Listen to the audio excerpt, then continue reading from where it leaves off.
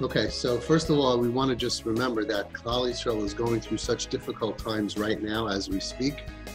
There are people who are suffering, who are not used to suffering, and they feel lonely, and they feel alone, and they're getting all these feelings. People are getting depressed, people are having anxiety, and it's been a very, very tough time thinking about sickness, thinking about unhealthy things, coming face to face with loss, and the loss that Klal Yisrael has been going through.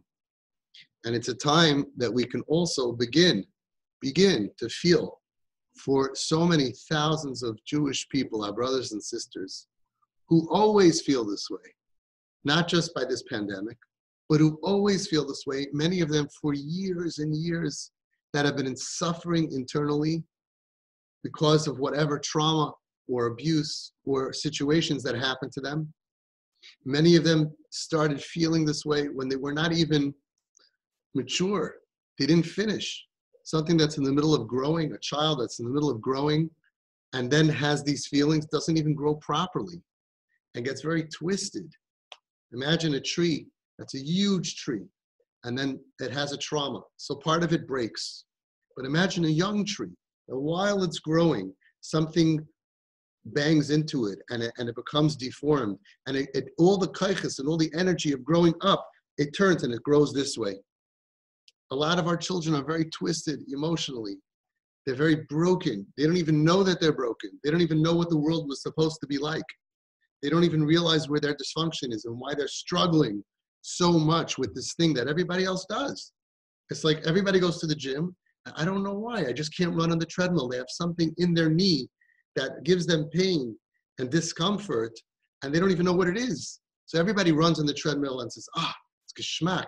It feels great. I feel so good when I work out. I feel it's the highlight of my week. And they're like, I don't like it. It doesn't feel good. I feel pain afterwards. Why is this so special? What is going on over here that I'm missing? They don't even know why it is that they're missing and what they could have been missing. And then many of them are very smart, so their brains build shitas and decisions about life based on this fact that they don't even, because they've been suffering for so long. They didn't have that childhood that we wish that our children would have. They didn't have that life that we want them so much to just be happy. And it's like something is dragging, like they're driving their car, this beautiful Lexus with the emergency brake on. We want to give them everything. We gave them the best schooling and we gave them the best life and happiness. But something was just, the emergency brake was on, something was dragging all along. And unfortunately, life like that, they feel anxiety, they feel depression, they feel alone, they feel misunderstood. And they feel like that not for 2 months, 3 months, they feel like that for years. So we have to have this compassion now that we're going through difficult times, more compassion for those who are suffering every day of every year for so many years. A boy in Home Sweet Home, he was brilliant and he was such a good kid. And then at 14, he started to rebel. By 17, he was homeless. He was living on the street. An older guy, about 25 years old, had a nice car and an apartment, and he took him in and he taught him how to steal. So he would steal for him. The guy would take the money that he stole and let him stay another week. So he became a ganef, he became a thief, and he became lots of things, a drug addict, a drug dealer. He became lots of different things, violent. None of those were really his personality. They were never meant to be who he was meant to be, and yet this is who he thought he was. He came to Home Sweet Home, one of the nicest kids I ever worked with, and I discovered a gem, like really all of them were, a gem. I had to look under the external behavior, see past the guy who beat up a manager in a Jewish grocery store because the manager caught him stealing. And he's like, first of all, why did I steal? I bought sushi. I had money in my pocket. Why did I have to steal? I didn't have to. I had money and I still stole. That's what became of me. And then when the guy caught me, a frum guy with a wife and kids, probably to feed, and I went ahead and almost broke his arm and beat him up. Why? He's doing his job. And anybody who would have told him that at the time, he would have rejected, crazy, cursed the guy out. But after he became normal, in a short period of time, he looked back and he was like, what happened to me? And then, like so many stories, one night, middle of the night, we were schmoozing, I used to take him for drives. I actually recorded, I asked him if I could record. I haven't listened to this in 10 years. I've recorded hours and hours of conversations that we had. And you see how he goes from being so twisted, where society is wrong and everything is bad and everything is horrible and I hate my house and I hate my family and I hate my community and I hate Jewish people and I hate Torah and I hate Hashem. And you see he gets mellowed by our method of twisted parenting, which at that time was before TP, was called Home Sweet Home, where we had a program and it was just so amazing how it worked. And you see how he changes his mind.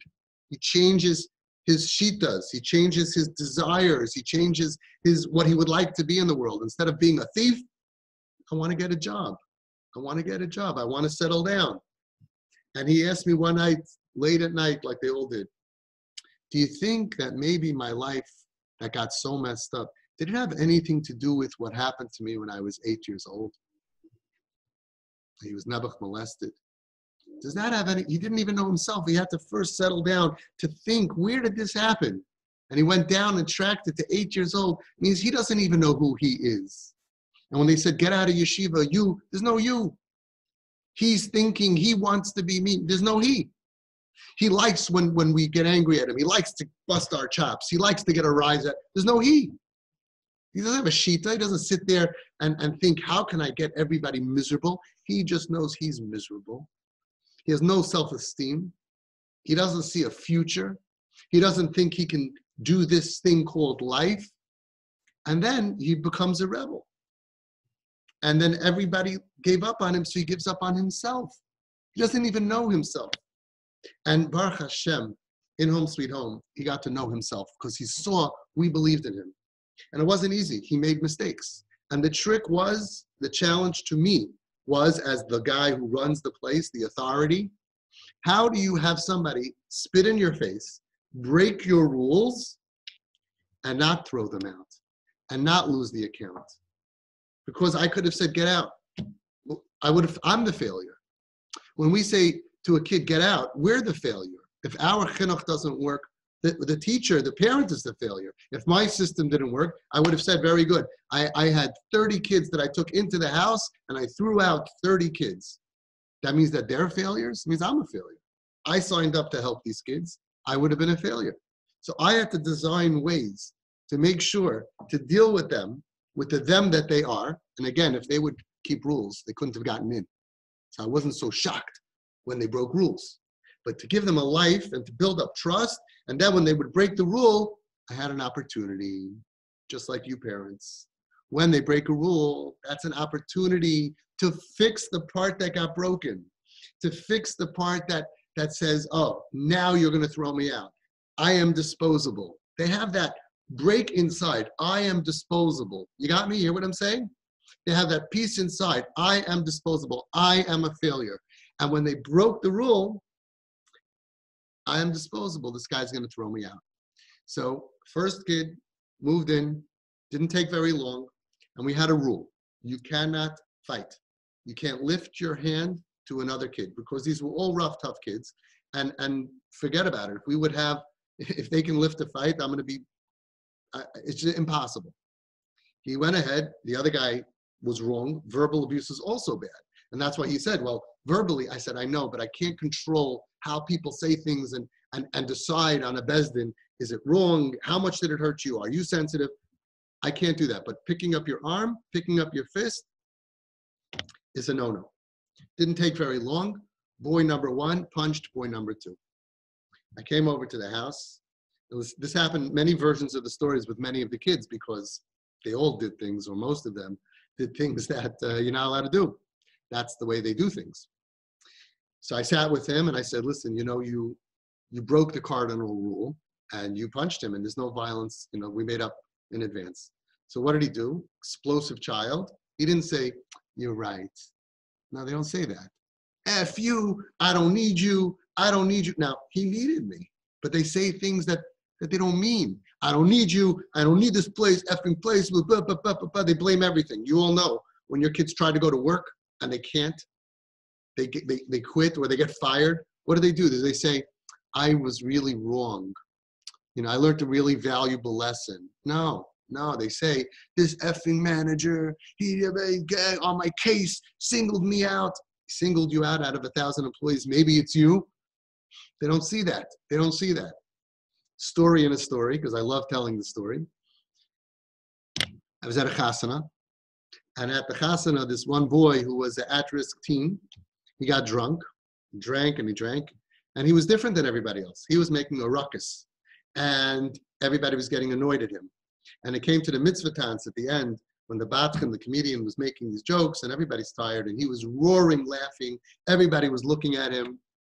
He made a whole scene, and then people got uncomfortable, and then some of the parents' friends sent over people, take away the vodka, no. He made a whole scene. Very uncomfortable scene for us, the normal people. After the chasana, it was about 2:30 or 3 in the morning, and I sat with him outside. We had a cigarette. I was chilling. For what time? I don't know why Alexa decides to jump in here. We were having a cigarette and chilling outside, and I said, how was the wedding for you? He says, it was great until about 12 o'clock when everybody started freaking out. And this was his vision. This was the way in his diary. Went to a wedding with 600 people, and at 12 o'clock at night, they all started freaking out. That's his story. Like, he doesn't even see that he was the one freaking out. He doesn't even see that he was the one that caused everyone else to freak out. Nothing. He just sees, wow. And so I said to him, really twisted, wow, that must have been really tough for you. Imagine being in a room and suddenly hundreds of people start freaking out. That must have been really scary for you. He goes, yeah. It's like unbelievable. So that's what happens. Like this manager, B&H Photo, they have like 8,000 employees that are fine, but they couldn't manage to make you happy, He's a crazy guy. It's like, what happened? All I wanted to do is go for a cigarette. The 10-minute cigarette, I wanted to go every 20 minutes. And for that, he fired me. I had to come 9 to 5. So I came 9:10. I came 9:20. I came a few minutes late every day. One day I missed. One day I came. And for that, you fire me? It's very hard for them to function. They don't see the world as being kind. They see that the world is a mean, terrible place. So this guy is saying, F you, I don't need you. I don't need this place. I knew it. And the knapsack gets his stuff back on my knapsack. I'll sleep back on the train. I said, wait, hang on a second. Now, hold on. I said, just because you can't sleep in home sweet home doesn't mean that we're done. Come. I brought him to my house, and he slept in my presidential guest suite, which is not so presidential, but it's a nice room with a bathroom. And I said, you'll stay here till we work things out. You're not out of my neshama. You're at this program for tonight. You're still in the program. We'll work it out. I told him you can go. We worked it out. Took a few days, and he said, I won't hit him again. I'll apologize to him. Can I please move back into the house? And that boy graduated. He's my biggest nachas. He's wonderful. He's functioning. He's charming. He's sweet. He's logical. He's a good guy. He has kids in local meistis, and he's from Erlich. Beautiful. But of course I could have lost them at that time. Of course I could have lost them. The idea is we don't lose our kids. Okay. We'll circle back throughout the Zoom today, and we'll pick up on these themes. The main thing to remember is we can begin to understand what it must be like for the broken ones. In our dar, in our generation, there are broken souls, emotionally broken souls, and we need to feel for them. And in order to help them, the first thing is to feel for them. And now we could all a little bit. And as bad as it is for us, it's nothing compared to someone suffering for years. Nothing compared to someone suffering starting as a child, doesn't even know who he is and what life is all about. So we could start to use our pain to feel for the broken ones, to make us more compassionate to their plight, to understand them, to reach out to them, not to look away when we see them, but to approach them and to realize we're all struggling souls, some more, some less. And the stronger, healthier ones have to reach out to the weak. And that's what Yiddishkeit is all about. That's what being a Jew is all about. That's what being a human is being all about. That the strong have to care for the weak. And that's what our job is. We have kids in families. The family has to have that attitude. The community has to have that attitude. And that not only will help them, but it's going to help us fulfill our tafkid, our purpose in this world, to help the weak, to help those who need it, and they want it. They want us, but they need us to shed our judgment, to stop looking down at them, to stop thinking that they're worse than us. They're just going through a really, really hard time.